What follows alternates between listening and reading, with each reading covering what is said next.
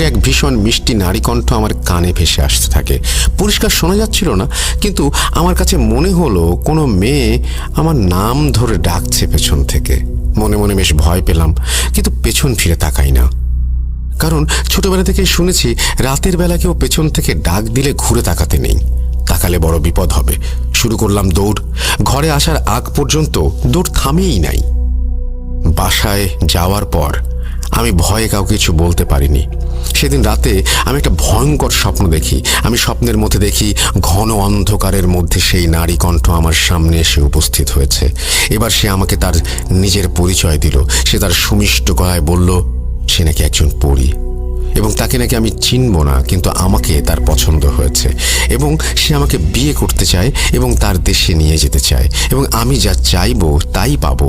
শুধু একটাই শর্ত, আমাকে আজীবনের মতো এই পৃথিবী ত্যাগ করে তার সাথে তাদের রাজ্যে বসবাস করতে হবে। কথা শুনে আমি ভয়ানক চমকে উঠি। আমার ঘুম ভেঙে গেল। যদিও আমি নিয়মিত নামাজ পড়তাম, কিন্তু জিন ভূতে তখন আমার বিশ্বাস ছিল না। সেই জন্য আমি কাউকে কিছু বলিনি। পরদিন ঘুম ভাঙার পর দেখলাম তেমন কিছুই অস্বাভাবিক নেই, বা থাকলেও সেই সময় আমার চোখে পড়েনি। যাই হোক, সপ্তাহখানেক চলে গেল, আমার সাথে তেমন কিছু হলো না। আমি তো তখন আবার নিজের ধাঁতে ফিরতে শুরু করেছি। এরপর আবার একদিন রাতে গ্রামের এক ছোট বোনের বিয়ে থেকে ফিরছিলাম। হঠাৎ করে পুকুরের পাশ দিয়ে যাবার সময় জলের মধ্যে ছলাৎ ছলাৎ শব্দ শুনে ভয় পেলাম। পুকুরের দিকে তাকিয়ে দেখি কেউ নেই। তাহলে এই শব্দ আসছে কোত্থেকে? আল্লাহ আল্লাহ করতে করতে বাড়ি এলাম। সেই দিন আরেকটা খারাপ স্বপ্ন দেখি। এইবার একেবারে ভিন্ন এক কণ্ঠ এসে স্বপ্নের মধ্যে আমার সাথে কথা বলল। আমি আশ্চর্য হয়ে গেলাম যখন বুঝতে পারলাম সেও এক পরী, এবং সে আমাকে বিয়ের প্রস্তাব দিল এবং পরীর রাজা করার প্রস্তাব দিল।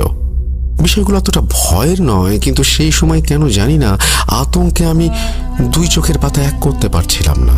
কারণ আমি আমার মা বাবাকে ছেড়ে কোথাও গিয়ে একা এক রাতও থাকিনি, তাই তাদের ছেড়ে থাকবার কথা আমি কোনোদিন ভাবতেও পারি না। আমার রাতটা নির্ঘুম কেটে গেল। তখন আমি ঠিক বিশ্বাস করতে পারছিলাম না, কারণ আমার জিনে ভূতে কোনোদিনই বিশ্বাস ছিল না। ঘটনাটি আমি আগের মতোই হেলাফেলা করে উড়িয়ে দিলাম। এ ঠিক 2 দিন পরেই যা ঘটল সেটা আরো ভয়ানক। রাতের বেলা বাবা আমাকে পাট খেতে পাঠালো একটা কাজে। ক্ষেত থেকে আসার সময় যখন বড় মাঠের মাঝখান দিয়ে আসছিলাম, তখন আবার ফুলের গন্ধ পেলাম। এবার বিপদ বুঝতে পেরে এক মুহূর্ত দেরি করি নাই। এক দৌড়ে ঘরে এসে ঘুমিয়ে পড়লাম। যথারীতি রাত্রিবেলা আবার স্বপ্ন দেখলাম। এবারে 2টি নারী কণ্ঠ স্বপ্নে এসে আমাকে একসাথে বলতে লাগলো তারা নাকি যমজ বোন এবং তারা আমাকে অনেক পছন্দ করেছে। তারা আমাকে বিবাহ করতে চায় এবং পরিস্থানে নিয়ে যেতে চায়, আমাকে রাজা করতে চায়। আমি আর সহ্য করতে পারিনি। সেদিন রাত্রেই আমি মা বাবাকে ঘুম থেকে ডেকে তুলে তাদের এই সব ঘটনা খুলে বলি। শুনে তারা খুব বিচলিত হয়ে পড়লেন। পরদিন 2 গ্রাম পরে আমাদের এক কবিরাজ তার কাছে নিয়ে গেলেন আমার বাবা মা। কবিরাজ তাদেরকে বললেন, তোমার ছেলের ওপর একটা নয়, 2টা নয়, 4-4টি পরীর আসর করেছে।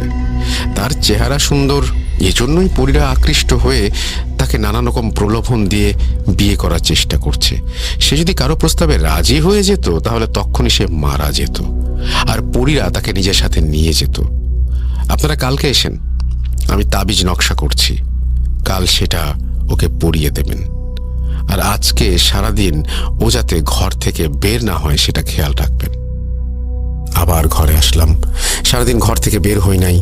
পরদিন আবার গেলাম সেইখানে। গিয়ে দেখলাম তিনি আগের থেকেই বসেছিলেন 4টা তাবিজ নিয়ে। তাবিজগুলো তিনি মা বাবার হাতে দিয়ে আমাকে পরিয়ে দিলেন। তিনি বললেন, কোনোদিন এই তাবিজ যেন তোমার শরীর থেকে না খসে। তোমার ওপরে কিন্তু অনেক বিপদ। তোমার এই আল্লাহর দান করা সুন্দর চেহারাই তোমার বিপদ ডেকে আনবে, সাবধানে থেকো। আমার মা বাবা তাবিজ 4টা আমার হাতে পরিয়ে দেন। আমরা বিদায় নিয়ে চলে আসি। এই কথা বলে চাচা থামলেন। লম্বা করে একটা দম নিলাম। ইমরুল বলল, চাচা অনেক ধন্যবাদ আপনাকে ঘটনাটা বলার জন্য। দেখেন, ঘটনা শুনতে শুনতে কত পথ এগিয়ে এসেছি, টেরই পাইনি। তখন চাচা বললেন, ভাতিজা, ঘটনা তো এখনো শেষই হলো না। এবার আমি আর ইমরুল হতভম্ব হয়ে একজন আরেকজনের দিকে তাকিয়ে রইলাম।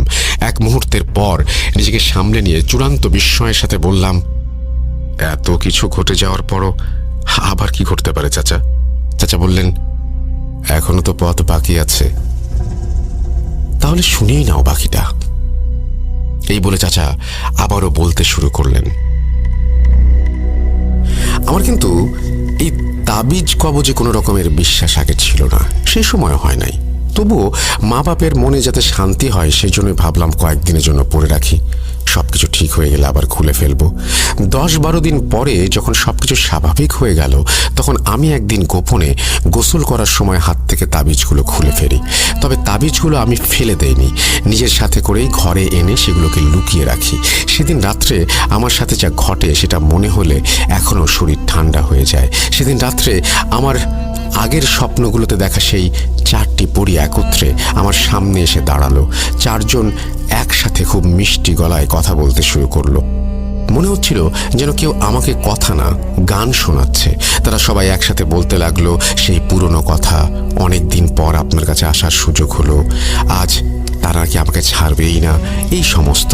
এই বলে তারা আমাকে কোথায় যেন টেনে হেঁচড়ে নিয়ে যেতে লাগলো। আমি স্বপ্নের মধ্যেই তারস্বরে চিৎকার শুরু করলাম। ঠিক সেই মুহূর্তেই ফজরের আজান কানে আসা মাত্রই হঠাৎ করেই যেন আমার চৈতন্য ফিরে আসলো। চোখ মেলে যা দেখি তাতে আমি নিজের চোখে নিজে বিশ্বাস করতে পারছিলাম না। আমি বাড়ি থেকে বেশ দূরে খোলা মাঠের মধ্যেখানে উপুর হয়ে শুয়ে আছি। আমার মুখ থেকে ক্রমাগত লালা বের হয়ে আসছে।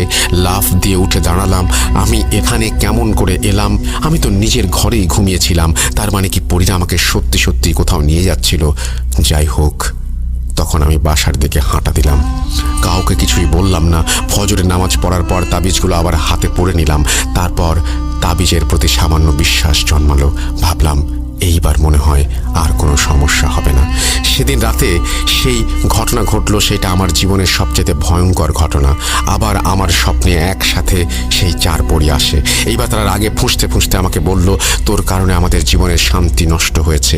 তোকে আমরা চেয়েছিলাম আমাদের রাজা বানিয়ে রাখতে, তুই সেটাও হতে দিলি না। আমরা তোকে ছাড়বো না, আমাদের সাথে করে নিয়ে যাবই। এরপর আমাকে তারা শূন্যে ভাসিয়ে নিয়ে যাচ্ছিল। একটু পরে তারা আমাকে জোরে ধাক্কা দিয়ে কোথায় যেন ফেলে দিল।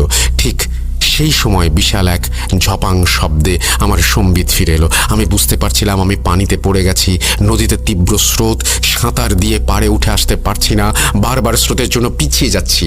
মধ্যরাত, চারিদিকে কোনো কোলাহল নেই, খুব অন্ধকার ছিল। তার উপর শরীর দুর্বল লাগছিল, তাই জোরও পাচ্ছিলাম না তেমন। ভাসতে ভাসতে অনেকটা দূরে চলে আসি। এরপর আল্লাহর মেহেরবানিতে পাড়ের নাগাল পাই। কোনো রকমে উঠে আসি। ধারে কাছের একটা বাড়িতে গিয়ে সেখানে বললাম রাতটুকু আশ্রয় দেওয়ার জন্য। সেই বাড়ির মানুষজন আমাকে জিজ্ঞেস করতে থাকে, এত রাতে আমি পানিতে কিভাবে পড়লাম? তখন তাদের কাছে আমি সত্যি কথা বলার সাহস পেলাম না। বললাম, নৌকা দিয়ে মাছ ধরতে এসেছিলাম নদীতে। বড় বড় ঢেউয়ের জন্য নৌকাটা বারবার দুলছিল, তাল হারিয়ে একসময় নৌকা থেকে পড়ে যাই। এরপর সাঁতরাতে সাঁতরাতে এখানে আসছি। রাতটুকু কোনো মতে থেকে খুব ভোরবেলা আমি বের হয়ে আসি। খেয়াল করলাম আমাদের গ্রাম থেকে অনেক দূরে আমরা চলে এসেছি। হাঁটা পথে গ্রামে পৌঁছাতে 2 ঘন্টা সময় তো লাগতই। এরপর গ্রামে ঢোকার পর অবাক হয়ে দেখলাম সবাই মিলে আমাকে ধরাধরি করে বাড়ি নিয়ে আসছে। এদিকে বাড়িতে তো আমার মা বাবা কান্নাকাটির বন্যা বইয়ে দিয়েছেন। আমাকে দেখে তারা বুকে জড়িয়ে ধরলেন, কই গিয়েছিলাম জানতে চাইলেন, সবকিছু খুলে বলি। সবাই মিলে আবার সেই কবিরাজকে খবর দেয়। কবিরাজ এসে আমার কথাবার্তা শোনার পর আমাকে খুব বকাঝকা করেন। বলেন, তোমাকে আমি মানা করেছিলাম যে প্রাণ থাকতে কোনোদিন শরীর থেকে এই তাবিজ খুলবা না, কেন তুমি শোনোনি আমার কথা? যেই 4 জন পরী তোমার উপর আসর করেছিল